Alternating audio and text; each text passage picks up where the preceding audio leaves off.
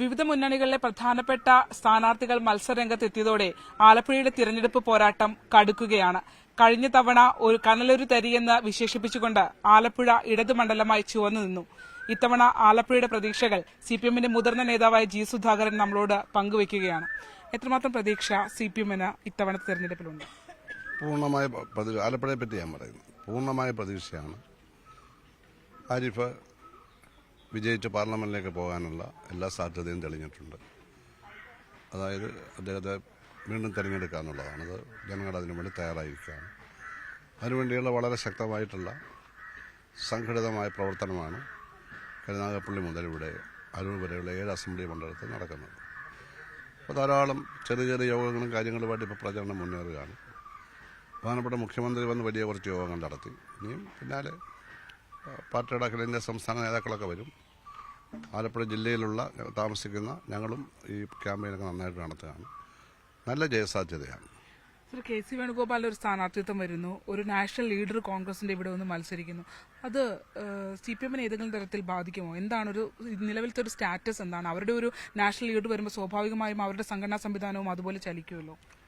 K C Venugopal എല്ലാവർക്കും അറിയാവുന്ന നേതാവാണല്ലോ. ഇത് ആലപ്പുഴയിൽ നിന്ന് പലതവണ MLA ആയി, 2 തവണ MP ആയി, കേന്ദ്രത്തിൽ സഹമന്ത്രിയൊക്കെ ആയിട്ടുള്ള ആളാണ്. കേരളത്തിലും ഗവൺമെന്റിലും ഉണ്ടായിരുന്നു കുറച്ചു കാലം. അപ്പോൾ അതിലൊന്നും ആർക്കും സംശയമുള്ള കാര്യമില്ല. അതൊക്കെ വസ്തുതകളാണ്. പക്ഷേ ഇവിടെ ദേശീയാടിസ്ഥാനത്തിൽ കോൺഗ്രസ് അധികാരത്തിൽ വരാൻ പോണില്ലല്ലോ.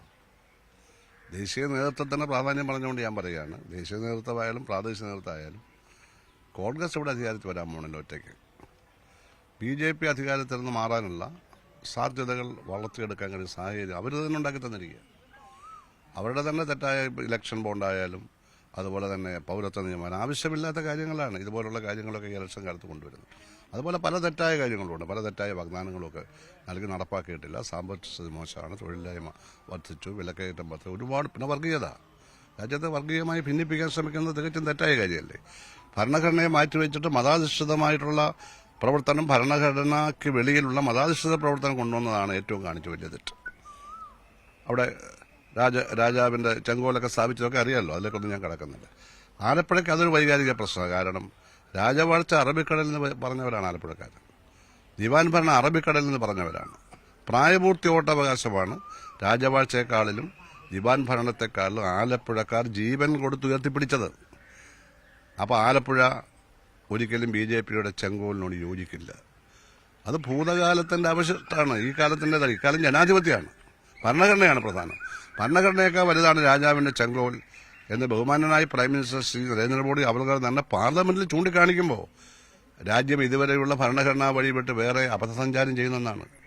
അപ്പോൾ ആലപ്പുഴക്കാർ വൈകാരിക നമ്മളില്ലാതാക്കിയ രാജവാഴ്ചയെ പാർലമെന്റിൽ പുനഃസ്ഥാപിക്കാൻ ശ്രമിക്കുന്നവരെ ഒരു കാരണവശാലും സ്വീകരിക്കില്ല. പക്ഷെ BJP ഒരു A ക്ലാസ് മണ്ഡലമായി പരിഗണിക്കുന്നു എന്നുള്ളതാണ്. പ്രധാനമന്ത്രി തന്നെ ഇവിടെ പ്രചരണത്തിന് എത്തുമെന്നൊക്കെയുള്ള ധ്വനിയിൽ അത്തരം കാര്യങ്ങളൊക്കെ പുറത്തേക്ക് വരുന്നുണ്ട്. പ്രധാനമന്ത്രി പറയുന്നത് രാഷ്ട്രീയ കാര്യമാണ്, ഭരണഘടനാ കാര്യമല്ലല്ലോ. ആലപ്പുഴ ഭരണഘടനയിലെ A ക്ലാസ് മണ്ഡലമല്ലല്ലോ. വേണം 542 പാർലമെന്റ് മണ്ഡലങ്ങൾ ഒന്ന് മാത്രമല്ലേ ഉള്ളൂ. ഒന്നിനും പ്രത്യേക പരിവേഷമൊന്നും അവിടെ ഇല്ലല്ലോ. എല്ലാം തുല്യല്ലേ. അപ്പൊ A ക്ലാസ് മണ്ഡലം, B ക്ലാസ് മണ്ഡലം പറഞ്ഞാൽ അവരുടെ സ്ഥാനാർത്ഥികളെ അവർ തരംതിരിച്ചിരിക്കുക. 1-ാം ക്ലാസ്സുകാർ, 2-ാം ക്ലാസ്സുകാർ, 3-ാം ക്ലാസ്സുകാർ അവരാ തരംതിരിച്ചത്. അപ്പൊ മറ്റുള്ളവർക്ക് വല്ല ചാൻസും ഉണ്ടോ? ഈ B ക്ലാസ്സുകാർക്ക് വല്ല ചാൻസ്? അവർ തോറ്റെന്ന് ഇപ്പോഴേ സമ്മതിക്കുകയാണ്. അങ്ങനല്ലെന്ന് പറയാൻ പാടില്ല. A ക്ലാസും B ക്ലാസും ഒന്നുമില്ല. ഓരോ സ്ഥാനാർത്ഥിക്കും വേണ്ടി അവരുടെ പ്രസ്ഥാനം പ്രവർത്തിക്കുക. ജനങ്ങൾ അംഗീകരിച്ചവർ ജയിക്കും. ഞങ്ങളുടെ ആരിഫിനെ അംഗീകരിച്ചു ജയിച്ചു, ഇത്തവണ അംഗീകരിക്കും. ഇതാണ്. അപ്പം അതിലൊന്നും അല്ല പ്രശ്നം. ദേശീയ നേതാവ് മത്സരിക്കുന്നുണ്ടോ? A ക്ലാസ്സാണ്. ഇതല്ല. ഇത് രക്തസാക്ഷികളുടെ നാടാണ്. രാജവാഴ്ചയും ദിവാൻ ഭരണത്തെയും ഇല്ലാതാക്കാൻ ജീവാഹൂത ജനങ്ങൾ പാർലമെന്റിൽ ചെങ്കോല് വെച്ച ഒരു പ്രസ്ഥാനത്തെ മാറ്റുന്നതിന് വേണ്ടിയാണ് വോട്ട് ചെയ്യാൻ പോകുന്നത്. അത് മാറ്റാൻ കോൺഗ്രസിന് കഴിയില്ല. എല്ലാ പ്രതിപക്ഷ പാർട്ടികളും ഒന്നായി ഒരുമിച്ച് വന്ന് BJPയേക്കാൾ കൂടുതൽ സീറ്റ് നേടുന്ന ഒരു സ്ഥിതിയിലേക്ക് വരാൻ സാധ്യതയുണ്ട്. ആ സാധ്യതയാണ് ഞങ്ങൾ എക്സ്പ്ലോർ ചെയ്യുന്നത്. അത് കോൺഗ്രസിന് മറ്റ് സ്റ്റേറ്റിലൊരു പങ്ക് വഹിക്കും. ഇവിടെ അതിന്റെ ആവശ്യമില്ല. കാരണം അവിടെ വന്നു കഴിഞ്ഞാൽ ഇവർ അങ്ങോട്ട് മാറില്ലെന്ന് എന്താ ഉറപ്പ്? ഈ ദേശീയ പാർട്ടി എന്നുള്ള രീതിയിൽ സിപിഎമ്മിന്റെ ഒരു ദേശീയ പാർട്ടി എന്നുള്ള സ്ഥാനം അത് നിലനിർത്തുന്നതിന് വേണ്ടി എന്ത് സംഭാവന, എത്രമാത്രം സംഭാവന കേരളത്തിൽ നിന്നുള്ള ഈ തെരഞ്ഞെടുപ്പിൽ കേരളത്തിന് സംഭാവന നൽകാൻ കഴിയും? ഇപ്പൊ ഈ ഇലക്ഷന് CPM മത്സരിക്കുന്നത് ദേശീയ പാർട്ടി എന്ന പദവി നിലനിർത്താനല്ല. അതവിടെ നിലനിന്നോളൂ. അത്തരം പ്രചരണങ്ങളും വരുന്നുണ്ടല്ലോ. നമ്മുടെ സീനിയർ നേതാക്കന്മാർ തന്നെ നമ്മുടെ പാർട്ടി അങ്ങനെ പറഞ്ഞിട്ടില്ല.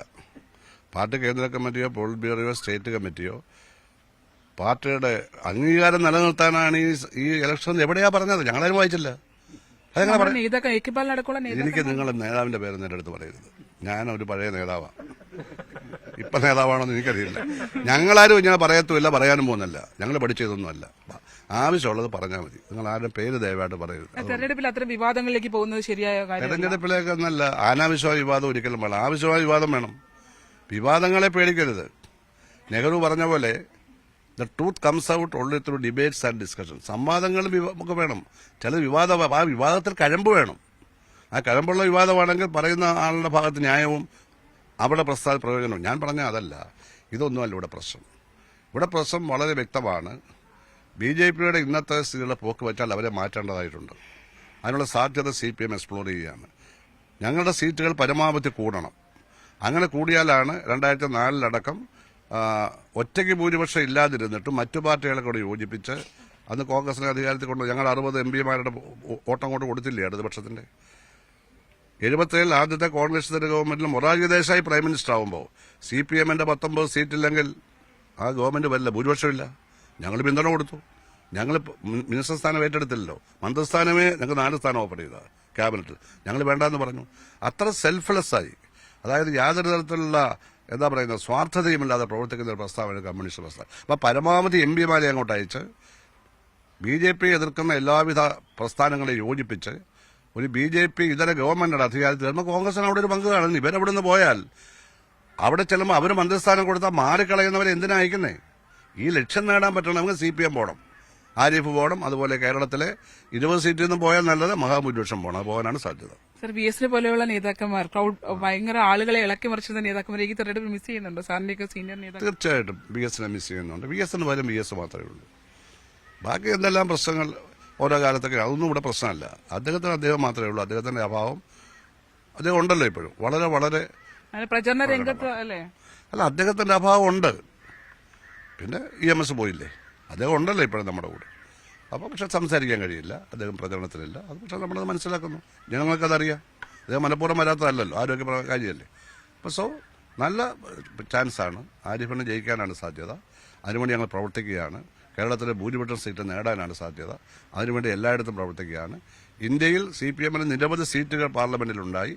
BJP ഇതര പാർട്ടികളെ എല്ലാം യോജിപ്പിക്കുന്ന പണ്ട് സൂർജിത്ത് ചെയ്തപോലെയുള്ള ഒരു അടവുപരമായിട്ടുള്ള ഒരു എന്താ പറയുന്നത് ഒരു പാർലമെന്ററി കോർഡിനേഷൻ നടത്തിയിട്ട് നമുക്ക് ഈ രാജ്യത്തെ രക്ഷിക്കാൻ കഴിയുമെന്നാണ് ഞങ്ങൾ നോക്കുന്നത്. ഇനിയും മോദി പ്രചരണത്തിന് എത്തുമെന്ന് പറയുന്നു. ഇപ്പൊ ED ഉപയോഗിക്കുന്നു. കരവന്നൂറൊക്കെ വലിയ വിഷയവും തർക്കവും ഒക്കെ ആവുകയാണ്. ഈ തെരഞ്ഞെടുപ്പിൽ ഒരു വലിയ പ്രചരണ ആയുധമാവുന്നു. നമ്മുടെ സഹകരണ പ്രസ്ഥാനങ്ങളുണ്ടായ പ്രശ്നങ്ങളൊക്കെ അതൊക്കെ ഏത് രീതിയിൽ നമ്മൾ അതിൽ നിന്നൊക്കെ എന്തൊക്കെ തിരിച്ചറിവുകൾ വേണമെന്നാണ് എനിക്ക് സിമ്പിളായിട്ട് പറയാനുള്ളത്. നടന്ന കാര്യങ്ങളൊക്കെ നടന്നതാണ്, അതില്ലെന്ന് പറയാൻ പറ്റില്ല. അതിൽ ആർക്ക് ഉത്തരവാദിത്തമുള്ള കാര്യം അന്വേഷിച്ച് തീരുമാനിക്കട്ടെ. ഇവിടെ ഇതൊന്നും പ്രശ്നമേ അല്ല. രാജ്യത്ത് ഒരുപാട് പ്രശ്നങ്ങളുണ്ട്. ഈ പ്രശ്നങ്ങളെല്ലാം ഓർത്ത് നടുവിൽപ്പെട്ടുണ്ടെന്നാൽ നമുക്ക് ഇലക്ഷൻ ജയിക്കാൻ പറ്റുമോ? ഇലക്ഷന് ജയിക്കാൻ ഞങ്ങളിപ്പോൾ ആലപ്പുഴയിൽ ആ പ്രശ്നമാണ് പറയുന്നത്. മറ്റു സ്ഥലങ്ങളിൽ അവിടെയുള്ള സഹകൾ അത് ചെയ്യുന്നുണ്ട്. അതുകൊണ്ട് മോഡിജി എത്ര തവണ വേണേലും വന്നോട്ടാൻ എന്താ കുഴപ്പം? അദ്ദേഹം മുൻകാലങ്ങളിലെല്ലാം വന്ന് വെറുങ്കയോടല്ലേ പോയത്? അല്ലേ? ഞാൻ പറയട്ടെ, അപ്പം മോഡിജി വന്നോട്ടെ, അത് അവകാശമുണ്ട്. അതുകൊണ്ടൊന്നും ഉടനെ സീറ്റുകളെല്ലാം പറന്ന് BJPയുടെ കൊട്ടയിൽ പോയി വീഴുന്നു ആരും പ്രതീക്ഷിക്കുക. അങ്ങനെയൊന്നും ഉണ്ടാവില്ല. ഈ വരുന്ന തെരഞ്ഞെടുപ്പിൽ സാറിന്റെ കൂടെ ഉണ്ടായിരുന്ന കർമ്മരംഗത്ത് ഉണ്ടായിരുന്നതാണ് ഐസക് സാർ. പത്തനംതിട്ടയിൽ മത്സരിക്കുന്നു. മൊത്തത്തിൽ എങ്ങനെ എല്ലാവരും ഒന്ന് നോക്കി കാണുന്നത്? തെരഞ്ഞെടുപ്പ് ഏത് രീതിയിൽ? ഇടതുപക്ഷ മുന്നണിക്ക് കേരളത്തിൽ ഭൂരിപക്ഷം കിട്ടുമെന്നാണ് ഞങ്ങൾ നോക്കിക്കാണുന്നത്. കൂടുതൽ സീറ്റുകൾ. എല്ലാ സീറ്റും ഒന്നും ഞാൻ പറയുന്നത്, അത് പറയുന്നത് ശരിയല്ലല്ലോ. അതുകൊണ്ട് അങ്ങനെ തന്നെ ഞങ്ങളുടെ പ്രതീക്ഷ, അങ്ങനെ തന്നെ പ്രവർത്തിക്കുന്നത്. എന്നാലും വളരെയധികം കഴിഞ്ഞ തവണത്തെ അപേക്ഷിച്ച് വളരെയധികം മെച്ചപ്പെട്ട രീതിയിൽ നമ്മൾ ഫാർ മുന്നോട്ട് പോകും. അതാണ് അദ്ദേഹം പറയുന്നത്. തെരഞ്ഞെടുപ്പ് പ്രവർത്തനങ്ങളുമായി വളരെ സജീവമായി തന്നെ ജീസു സാരൻ രംഗത്തുണ്ട്. അദ്ദേഹം കുടുംബയോഗങ്ങളിൽ പങ്കെടുത്ത് മടങ്ങി വരുമ്പോഴാണ് നമ്മളോട് ഇപ്പോൾ സംസാരിച്ചിരിക്കുന്നത്. കൃത്യമായ നിലപാടുകൾ അദ്ദേഹം ഈ തെരഞ്ഞെടുപ്പ് ഘട്ടത്തിലും പറയുന്നുണ്ട്. കഴിഞ്ഞ ദിവസം മുഖ്യമന്ത്രിയുമായും കൂടിക്കാഴ്ച നടത്തിയിരുന്നു. ആലപ്പുഴയിലെ തെരഞ്ഞെടുപ്പ് പ്രവർത്തനങ്ങൾ വളരെ സജീവമായി അദ്ദേഹമുണ്ട്. ക്യാമറമാൻ പ്രശാന്ത് മംഗലശ്ശേരിക്കൊപ്പം ശരണ്യ സ്നേഹജൻ, News 18.